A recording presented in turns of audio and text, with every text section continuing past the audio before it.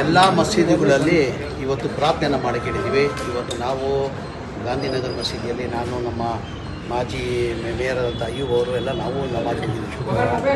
ಅಲ್ಲೂ ಇವತ್ತು ಪ್ರಾರ್ಥನೆ ಮಾಡಿದರೆ ಇನ್ನೂ ಹೆಚ್ಚಿನ ನಮ್ಮ ಸೈನಿಕರಿದ್ರೆ ಇನ್ನೂ ಹೆಚ್ಚಿನ ಶಕ್ತಿ ಕೊಡಲಿ, ನಾವು ಯಶಸ್ವಿ ಆಗಲಿ ಅಂತ ಇವತ್ತು ಎಲ್ಲ ಇಡೀ ರಾಜ್ಯದಲ್ಲಿ ಎಲ್ಲ ನಮ್ಮ ರಾಜ್ಯದಲ್ಲಿಲ್ಲ ಇಡೀ ದೇಶದಲ್ಲೇ ಎಲ್ಲ ಮಸೀದಿಯಲ್ಲಿ ಪ್ರಾರ್ಥನೆ ಮಾಡೋಕ್ಕೆ ನಮ್ಮ ಗುರುಗಳು ಸೂಚನೆಯನ್ನು ಕೊಟ್ಟಿದ್ದಾರೆ. ಇಡೀ ದೇಶದಲ್ಲಿ ಇವತ್ತು ಎಲ್ಲ ಮಸೀದಿಯಲ್ಲಿ ಶುಕ್ರವಾರದಲ್ಲಿ ಇವತ್ತು ಪ್ರಾರ್ಥನೆ ಮಾಡಿದ್ದಾರೆ. ನಮ್ಮ ಸೈನಿಕರಿಗೆ ಇನ್ನೂ ಶಕ್ತಿ ಕೊಡಲಿ, ನಾವು ಯಶಸ್ವಿ ಆಗಲಿ ಅಂತ ನಾವು ಇವತ್ತು ಪ್ರಾರ್ಥನೆ ಮಾಡಿದ್ದೀವಿ.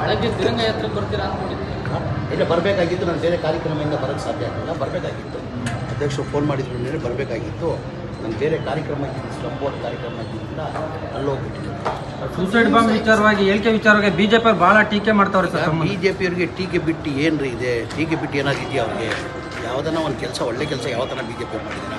ಎಲ್ಲ ಅದಕ್ಕೂ ಟೀಕೆ. ನಾನೇನಂತೆ ಅವತ್ತು ದೇಶಕ್ಕೋಸ್ಕರ ನಾನು ಬಲಿಯಾಗಕ್ಕೆ ಸಿದ್ಧ, ಈಗಲೂ ನಾನು ಸಿದ್ಧ ಆಗಿದ್ದೀನಿ, ನನ್ನ ಮಾತಿಗೆ ನಾನು ಸಿದ್ಧ ಆಗಿದ್ದೀನಿ. ನನಗೆ ಸೂಸೈಡ್ ಬಾಂಬ್ ಕೊಟ್ಟರೆ ನಾನೇ ಕಟ್ಕೊಂಡು ಪಾಕಿಸ್ತಾನಕ್ಕೆ ಹೋಗ್ತೀನಿ ಅಂತ ಹೇಳ್ತೀನಿ. ಈಗಲೂ ನಾನು ಬದ್ಧ ಅದಕ್ಕೆ. ಈಗ ಅವ್ರದ್ದೇ ತಾನೇ ಸರ್ಕಾರ, ಕೇಂದ್ರ ಸರ್ಕಾರ, ನಮ್ಮ ಸರ್ಕಾರ ಇಲ್ಲ ತಾನೆ. ಈಗ ಆದೇಶ ಯಾರು ಮಾಡಬೇಕಾಗಿರೋದು? ಪ್ರಧಾನಮಂತ್ರಿಗಳು ತೀರ್ಮಾನ ಮಾಡಬೇಕಾಗಿರೋದು. ಅವ್ರು ತೀರ್ಮಾನ ತೊಗೊಳ್ಳಿ. ಒಬ್ಬ ದೇಶಕ್ಕೋಸ್ಕರ ತ್ಯಾಗ ಮಾಡೋಕ್ಕೆ ಒಬ್ಬ ಮಂತ್ರಿ ರೆಡಿ ಇದ್ದಾನಂತ ಹೇಳಿ ಅವ್ರು ಒಪ್ಪಿಗೆ ಇದ್ದರೆ ಐ ಆಮ್ ರೆಡಿ.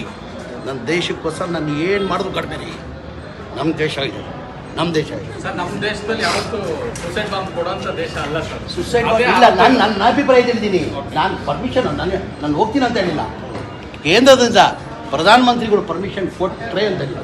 ನನ್ನ ಅಗತ್ಯ ಇದ್ದೆ, ಅಗತ್ಯ ಇದ್ದು ನಾನು ಕೊಟ್ಟರೆ ನಾನು ಹೋಗ್ತೀನಿ ಅಂತ ನಾನು ಹೋಗೋಕ್ಕೆ ಸಾಧ್ಯ ಆಗಲ್ಲ. ಪರ್ಮಿಷನ್ ಕೊಟ್ಟು ನಾನು ಕೊಟ್ಟರೆ ನಾನು ಈಗಲೂ ಹೋಗೋಕ್ಕೆ ನಮ್ಮ ಸಿದ್ಧ. ಇಷ್ಟೇ ನಾನು ಭಗವಂತ ಅಂತ ಪ್ರಾರ್ಥನೆ ಮಾಡೋದು. ನಾವು ನಮ್ಮ ಸೈನಿಕರಿಗೆ ನಾನು ಶುಭಾಶಯ ಕೊಡ್ತೀನಿ. ಇನ್ನು ಭಗವಂತ ಅವ್ರಿಗೆ ಹೆಚ್ಚಿನ ಶಕ್ತಿ ಅವ್ರು ಕೊಡಲಿ ಅಂತ ನಾನು ಭಗವಂತಂತ ಅಲ್ಲಂತವ ನಾನು ಪ್ರಾರ್ಥನೆ. ಮತ್ತಷ್ಟು ಸುದ್ದಿಗಳಿಗಾಗಿ ನೋಡ್ತಾ ಇರಿ ಪಬ್ಲಿಕ್ ನ್ಯೂಸ್ 24x7. ಇದು ಸತ್ಯದ ಧ್ವನಿ.